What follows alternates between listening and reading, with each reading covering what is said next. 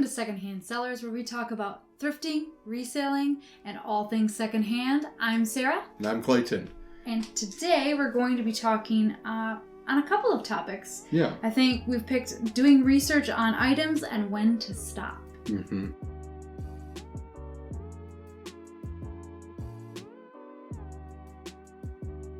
Yeah, and that's something very good to kind of lay the line down, because you'd hate to do so much research, so much effort into to find out how much is this worth, how much can I sell it for, is it worth my time, and then you find out you've been doing research for 2 hours to find out something's worth $10. Now, if your time's worth $10 an hour, okay, I guess, but where do you call that line? Because there are other times, for example, and this goes back to breaking up lots versus selling as a whole, it's worth your time to invest to break something apart and pick it apart and go, yeah, it's worth my investment to make my max profit. So what do you have as a good example? Where do you cross that line for something you have no knowledge about? So personally, obviously, I always start with looking at eBay, the what has sold listings. I'm a pretty good word searcher, I guess you could say, like keyword searcher. Keyword search, yeah. So even if I'm not sure on what the thing is, or I haven't been able to find the brand, I'm usually pretty good about being able to put in enough description to be able to find something similar. Sometimes, to be honest, I will use the photo feature. I do use Google Lens, or the eBay has a similar, like, eBay Lens or whatever. I don't know what they call it, but a photo feature. So I found with that, often the Google Lens will take me to a better example of the item than the eBay one is really beneficial for the UPC code. But when it comes to actually, if I were to hold up an item and go bloop on the eBay app, sometimes it will just take me to random items completely unassociated. I think it depends on how generic the item is too. Yeah.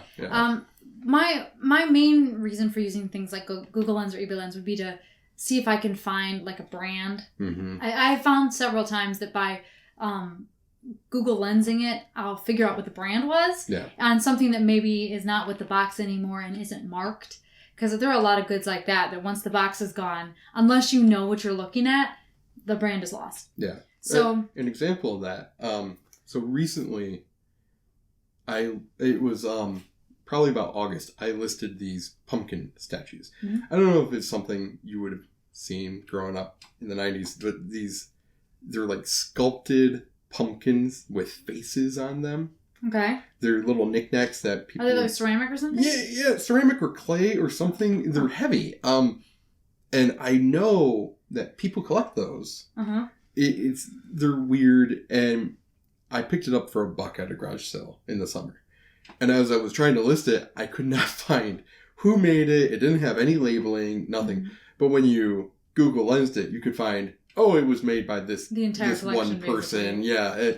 And so by doing that, you can find the steps to get to it. But I did have to spend a good, I don't know, it was like half an hour just to dig to figure out who exactly made it, which collection it came from, which model it was. Because, of course, he didn't just make one statue with multi-headed pumpkins. He made a whole line of them. And by the time I did all this research and invested my time, it was like, all right, was it worth it? Well, based off of what other ones had sold, they were selling anywhere from $20 to $30. Cool. I listed it, and the sad news is Halloween came and went, and it sat there. Never sold. I even dropped the price down by $5 because I listed it at $30. And I'm like, I want to get it sold this Halloween season. So I dropped the price, and I have people watching it, but it didn't sell. So are you going to keep it listed, or? For something like that, because of how small it is, I'm going to hold on to it. It's fine sitting in the one drawer I have full of knickknacks and odds and ends.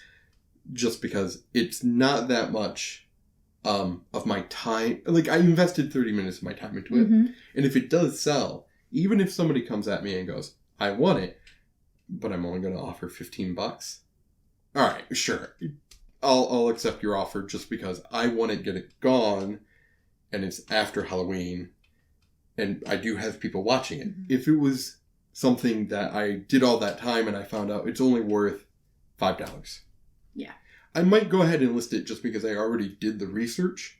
But if Halloween came and went and it didn't sell, it might be worth it for me to just go, delete the listing, throw the item into the Goodwill bin, and drop it off. Mm-hmm. Because you could also, since it's small and you do think you want to keep it, if it doesn't sell next summer, you could take down the listing and then repost it. Yep. Right at the cusp of fall, when Halloween and fall decor is on people's minds. Yeah. So, I guess to kind of circle back around, we were talking about when to stop because you asked what my procedure was here. So eBay sold listings. That's probably my number one resource. That combined with the Google Lens. Sometimes I can use that lens feature, like I said, to find the brand, which then in turn you can go in and punch in more information and come up with better comps. Yeah. That often for many, many, many things we sell is it. So I'm looking around online just to see what the average is that they're being sold at. If there's a bunch that were sold, I'll look on the high end kind of to get my idea of where to start my listing. But if we get into something where I'm finding maybe a comp here, a comp there, or I'm not really finding a comp or having a hard time pinning down what that thing is or the brand that it is to get good comps, I will dig a little bit more sometimes, or I'll make a guess. But let's say I find something, I guess go back. I don't get super lost in research, barring a few things. Yeah. So the big times when I really get deep in the mud with the research that I am going to spend a lot of time on it is twofold, I guess.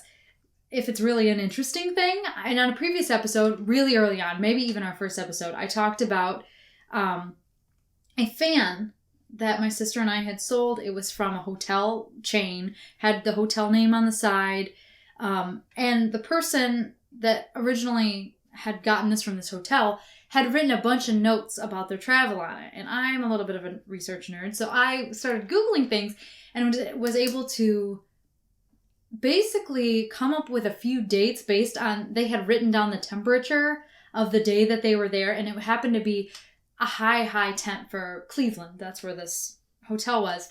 And like record-breaking temp. So there was only a few days in the past, like since the temps have been recorded, that it would have hit that temperature.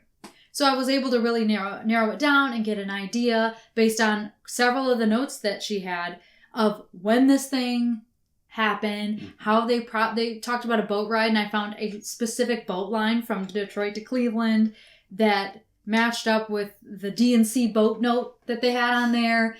And so it just happened to be that this particular item had a lot of interesting information on it that as I got onto the internet, I was able to connect this whole thing and basically build a story about the history of this item. It would otherwise just be a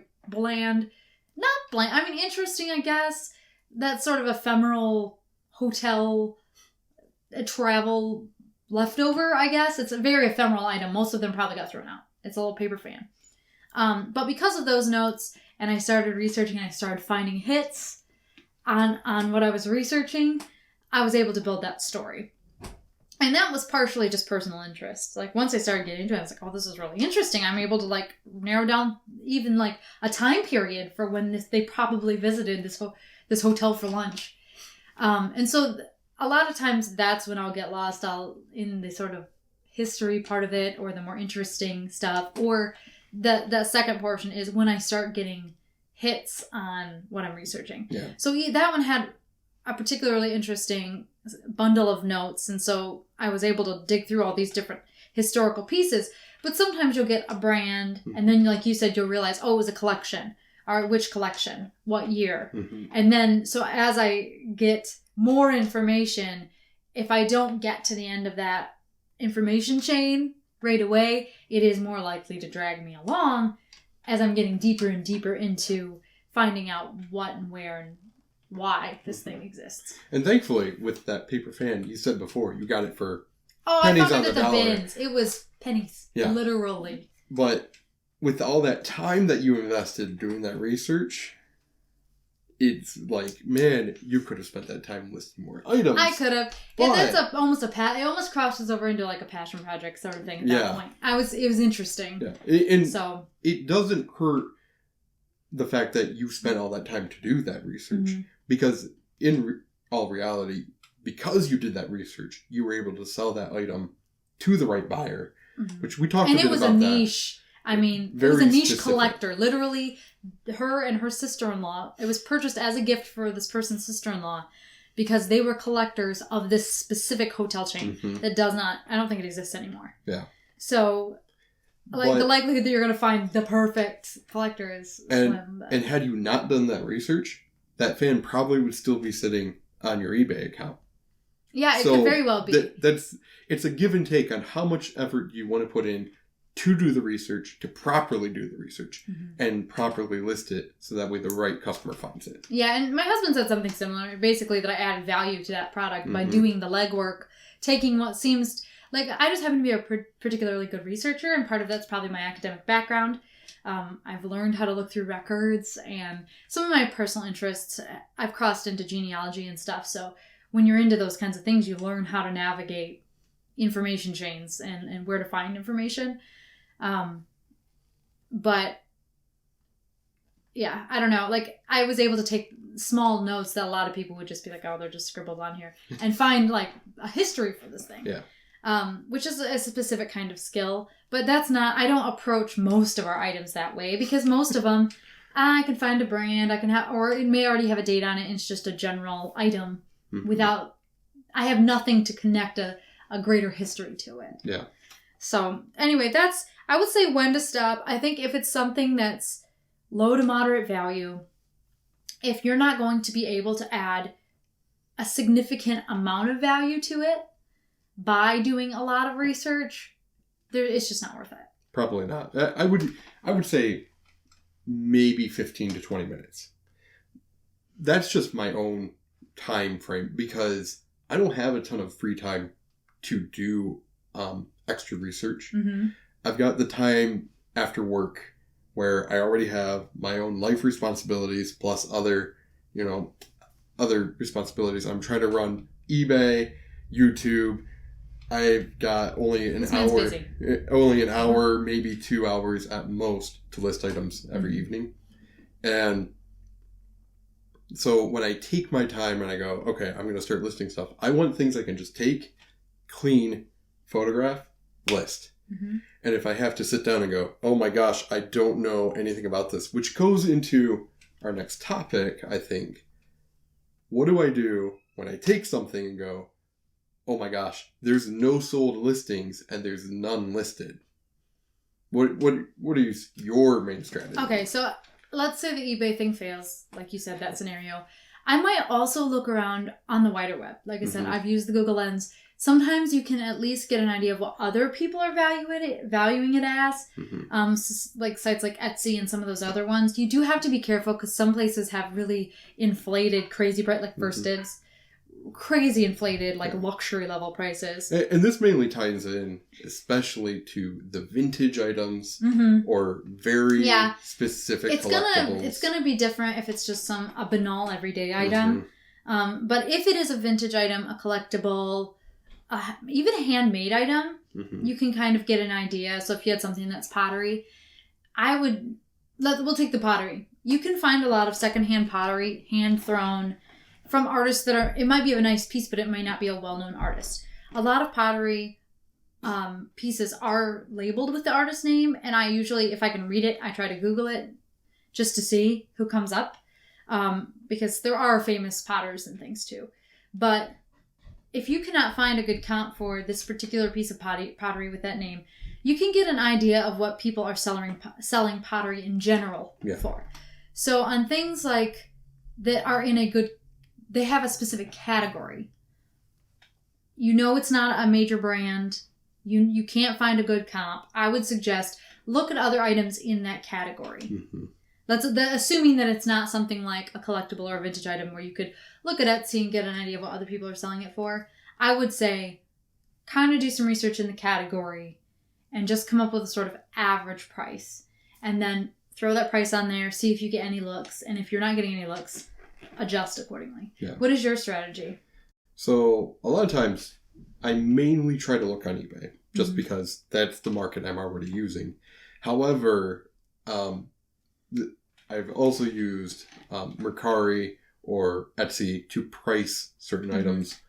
For example, recently I just listed, it's a sealed package from the 90s, this Eraser-matic or whatever. It's like a mechanical pencil, but it's just for erasers.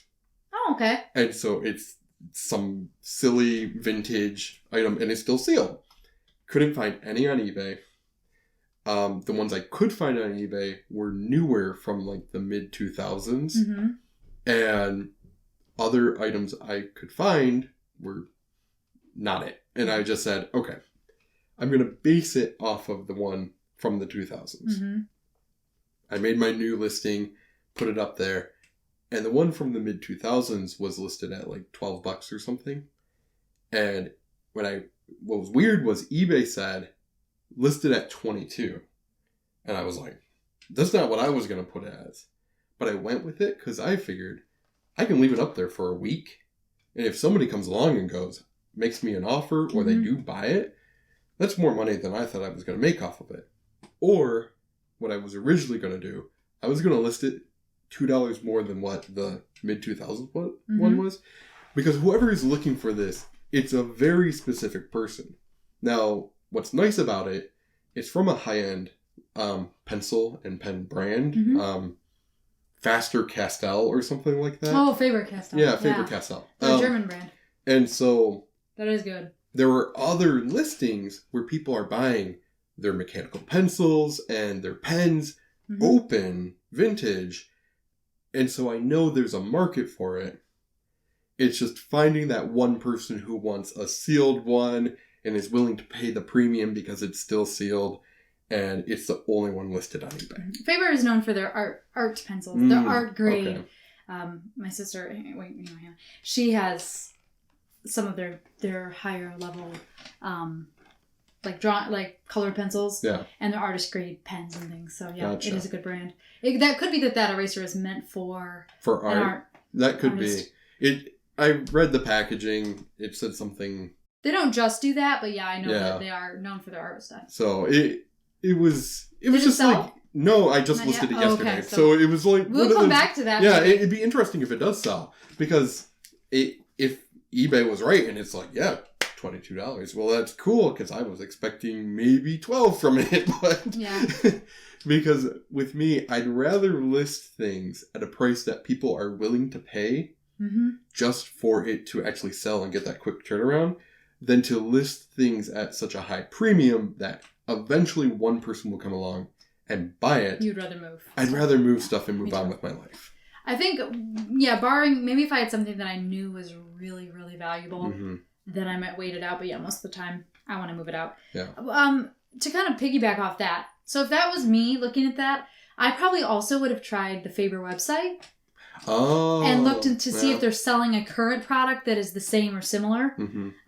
You said that you had an older one, but it's a good chance that, especially something like that if it was popular, they may still sell a modern version of that. You can get a baseline for what a brand new one would sell for, and then sort of adjust for the fact that yours is still sealed, but it's older, and that kind of thing. And there are some things that the old versions sometimes are more valuable than the new versions because the quality was better. Yeah. Depends on a lot of things, but I think that is the case with certain, even like pencils and things. Like the old quality was better than the new quality, so they have a market for it. It all goes back to old quality, especially with tools and stuff. A lot of them were handmade, and probably some pencils and stuff like that, probably handcrafted versus mass-produced, machine-fed. Well, and that's why you see like antique furniture that's solid wood will maintain more of a value than a lot of the furniture that's being cranked out now where it won't even last to be, purchased 20 or 30 years down the road. Not to mention automobiles, but That's a whole yeah, so do you have any other tips for that? Like why, if you can't find, another thing that I didn't cover. Mm-hmm. So let's say I do go to Etsy. I also take into account that certain sites like Etsy and some of these specialty sites maybe can get a little more for it. They're more apt to have a specialty buyer that might be willing to open their purse a little wider than maybe somebody on eBay. Mm-hmm. So you can also moderate price based on that, maybe knock it down a few dollars if you're going to be listing on eBay. Yeah. Unless you're seeing those comps on eBay that are up there as well. That would be mostly if you're having a really hard time pricing it. So let's say it is something unique. You have never seen one. You could not find it. Maybe it's a handmade item and it's like a weird decor piece, something that's just, it's in a category of its own. And you have a really hard time getting a decent comp on it. What would you do? One of two things. One, I would just get a price that I would like to get out of it. Mm-hmm. Based on what you paid. Based off of what I paid, what research I spent into it. And let's say I spent 20 minutes looking into it, and I go, I haven't found how much I think I should sell it for, and I haven't found other items similar to it. I'll do one of two things. One, I'll take it, I'll put it in a tote, and I'll deal with it on another day when I have more time. Mm-hmm. Second, I'll list it at a base price I would be happy with as an auction, mm-hmm. or I'll list it at a premium price as a buy it now that I would be thrilled to get. And whether that's, $10, $20 higher than I think it's really worth, but just for the fact of if I list it, I'm actually getting my things listed as opposed to delaying and it goes into the pile of treasures that I've been hoarding, and I could potentially get it sold or at least get eyes on it. And if somebody is willing to come and find it and they go, hey, I want it, but I don't want it at the price you have it, they'll make me a counter offer. Depending on how much time, money I have into it, I might be satisfied with what they're offering. So, okay. What about you? Anything specific? So, if let's say it was like my example with a decor piece, I probably would consider a decor piece or a piece of art, but it's not a famous person, but it's cool, mm-hmm. which is like I just picked up because it was really an interesting thing. But I can't find a comp. I probably would consider what like a certain type of customer would want to pay. So you always are thinking about your audience, mm-hmm. but also you can think about things like if you go into a place like TJ Maxx, like really popular places for decor, the amount that people are willing to pay for even just mass-produced art pieces, mm-hmm. statues, home decor, you can kind of think about it in that way. So it sort of goes back to my looking at the category. So even if you have a unique item that's super unique, you can, all right, I know somebody will go to TJ Maxx and spend $100 on a painting this size, or $50 on not even a real painting, like a print. Yeah. No, $50 for a print this size, and I've got one that I know was handmade, it's good quality, it's not even a mass-produced piece. Needlepoint is a good example. Yeah, you could go up a little bit, mm-hmm. because there's a certain type of buyer that people are buying this mass-produced items at a certain price. So a unique item should command in the same range or maybe even a little higher. Mm-hmm. You always want to look and see if you can find a maker or find something similar. But if you can't, I think that thinking about it that way, that what is somebody who's looking for that special piece to elevate their room, what are they going to be willing to pay? Yep. If you walked in, because there are certain things that I, as cheap as I am, again, I've said it again, will be a continuing theme that I am cheap. There are some pieces in our house that I purchased at estate sales that we have paid a little bit more for because they were art pieces or decor pieces that were interesting and we felt were worth what they were. And like we have one painting, we paid about $100 for it. It's an original painting. But if you went to an artist, and I happen to know this because my sister's in the art realm, so I'm familiar. If you went to a modern artist, a non-famous modern artist, you're going to pay that or more for an original piece.